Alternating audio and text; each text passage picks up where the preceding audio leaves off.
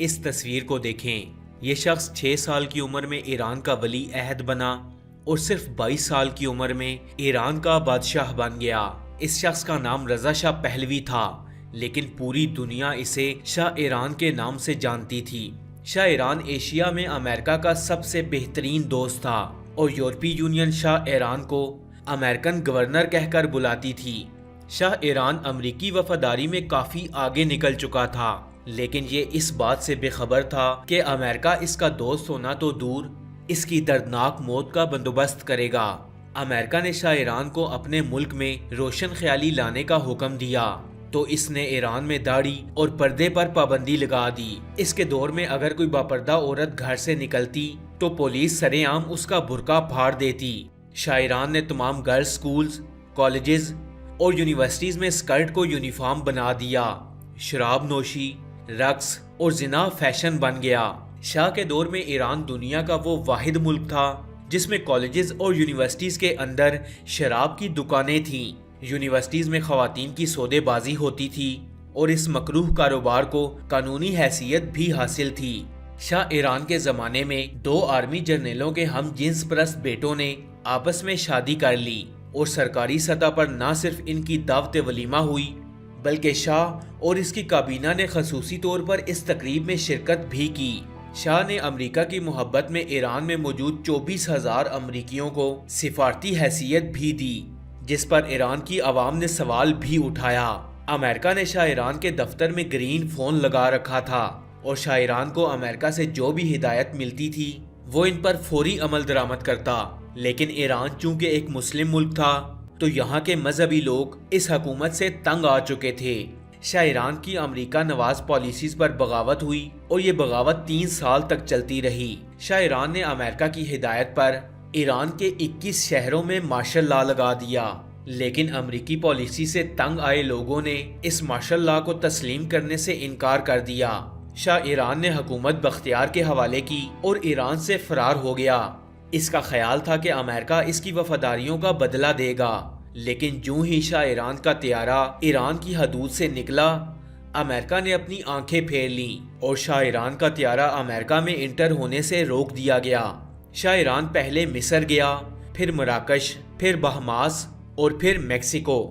شاہ ایران اس دوران امریکہ سے مدد مانگتا رہا، لیکن وائٹ ہاؤس اس کا ٹیلی فون تک نہ سنتا تھا۔ شاہ ایران 1.5 سال تک مارا پھرتا رہا، لیکن کسی نے اس کی مدد نہیں کی اور امریکہ نے اس کے اکاؤنٹس بھی منجمد کر دیے۔ لیکن آخر میں مصر کے انور سادات کو اس پر ترس آیا اور اسے مصر میں پناہ دی۔ مصر کے شہر قاہرہ میں اس کا انتقال ہوا اور مرتے وقت اس کے پاس اس کی تیسری بیوی کے سوا اور کوئی بھی موجود نہیں تھا۔ لوگ اس کا جنازہ تک پڑھنے نہ آئے اور اس کے بیڈ روم میں ہی اسے دفن کر دیا گیا۔ فرینڈز، یہ کہانی صرف رضا شاہ پہلوی کی نہیں ہے۔ امریکہ کا ہر دوست حکمران اسی انجام کا شکار ہوا۔ آج پاکستان میں بھی کچھ ایسے ہی حالات پیدا کیے جا رہے ہیں اور پاکستان کے کچھ مہربان یہ سمجھ بیٹھے ہیں کہ امریکہ انہیں ان کی حکومت بنانے میں سپورٹ کر رہا ہے، لیکن یہ لوگ یہ نہیں جانتے کہ مفاد پرست امریکہ تو صدام حسین کا نہ بنا، رضا شاہ پہلوی کا نہ بنا تو ان کا کیسے بنے گا؟ آج امریکہ نے جیسے حالات پاکستان میں بنا دیے ہیں، بالکل ایسے ہی حالات امریکہ نے دنیا کے ایک ملک چلی میں بنائے تھے۔ جب چلی کے آمر جنرل پنوشے نے CIA کی مدد سے اپنے ہی ملک کے ایک جنرل الینڈو کی منتخب حکومت پر شب خون مارا تھا، کیونکہ جنرل الینڈو عمران خان کی طرح امریکہ کو پسند نہیں تھا۔ جنرل پنوشے نے اقتدار میں آتے ہی چلی کی عوام کے خلاف آپریشن شروع کر دیا۔ پنوشے کافی عرصے تک چلی پر حکمران رہا۔ اس دوران پنوشے نے امریکہ کے کہنے پر چلی کے ہزاروں شہری قتل کروائے۔ اپنے ملک میں امریکہ کے کہنے پر امریکہ کی ناپسندیدہ تنظیموں پر پابندی لگائی اور امریکہ کی خواہش پر اپنے شہریوں کے انسانی حقوقوں کی دھجیاں اڑا دیں۔ کچھ عرصے بعد جب چلی کی عوام جنرل پنوشے کے خلاف اٹھ کھڑی ہوئی تو جنرل پنوشے لندن فرار ہو گیا۔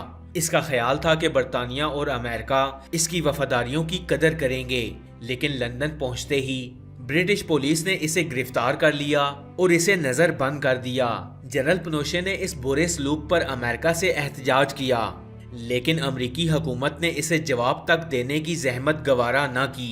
कुछ अरसे बाद बरतानिया की हुकूमत ने जनरल पिनोशे को चिली के हवाले कर दिया और चिली की हुकूमत ने इसे जेल में बंद कर दिया और इसके खिलाफ मुकदमा चलाया गया। मुकदमे के दौरान इसे हार्ट अटैक हुआ और ये वहीं मर गया। इसकी मौत पर पूरे मुल्क में खुशियां मनाई गईं, जबकि अमेरिका ने इसकी मौत पर ताज़ियत का एक पैगाम तक जारी न किया। फ्रेंड्स, बिल्कुल ऐसी ही एक मिसाल फिलिपीन के फर्नांड मार्कोस की भी है, जो 22 साल तक फिलिपीन में अमेरिकी मफादात की जंग लड़ता रहा। इसने फिलिपीन से कम्युनिस्ट को चुन चुन कर कत्ल कर दिया, लेकिन जब अमेरिका को ये लगा कि ये इनके किसी काम का नहीं, तो अमेरिका ने इसकी हुकूमत गिरा दी। मार्कोस अमेरिका आ गया।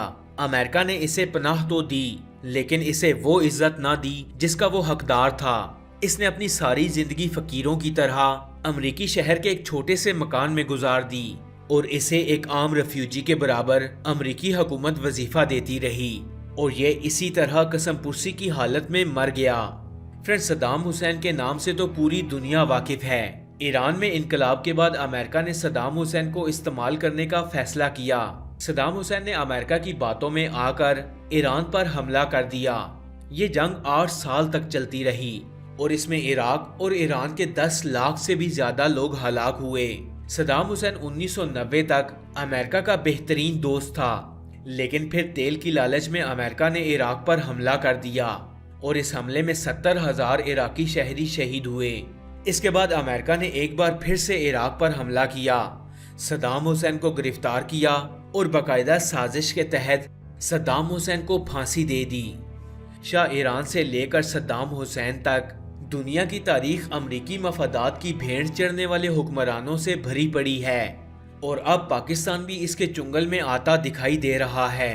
अगर आप जानते हो तो अमरीकी खारजा पॉलिसी को डिस्पोजल डिप्लोमेसी कहा जाता है। इनका फलसफा ये है कि खरीदो, इस्तेमाल करो और फिर फेंक दो, और इसी पॉलिसी के तहत ये इन हुक्मरानों को इस्तेमाल शुदा टिश्यू से ज्यादा अहमियत नहीं देते। American government case to case और प्रोजेक्ट टू प्रोजेक्ट चलती है। इनका दोस्त रजा शाह पहलवी हो, जनरल पिनोशे हो, सद्दाम हुसैन हो या पाकिस्तान में मौजूद कुछ मफाद परस्त लोग जो अपने मकसद की खातिर पाकिस्तान को नुकसान पहुंचाना चाहते हैं, और इनका भी यही हाल होगा जो माजी में गुजरे अमेरिकन एजेंट्स का हुआ। फ्रेंड्स, आपको ये वीडियो कैसी लगी? कमेंट्स बॉक्स में अपनी कीमती राय का इजहार ज़रूर कीजिएगा। ऐसी और इन्फॉर्मेटिव वीडियोस देखने के लिए स्टोरी फैक्ट्स चैनल को सब्सक्राइब कर लें और साथ में लगे बेल आइकन को भी प्रेस करें ताकि मजीद आने वाली ऐसी इन्फॉर्मेटिव वीडियोस का नोटिफिकेशन आपको मिल सके। मैं मिलूंगा आपसे अगली वीडियो में, तब तक के लिए अल्लाह हाफिज।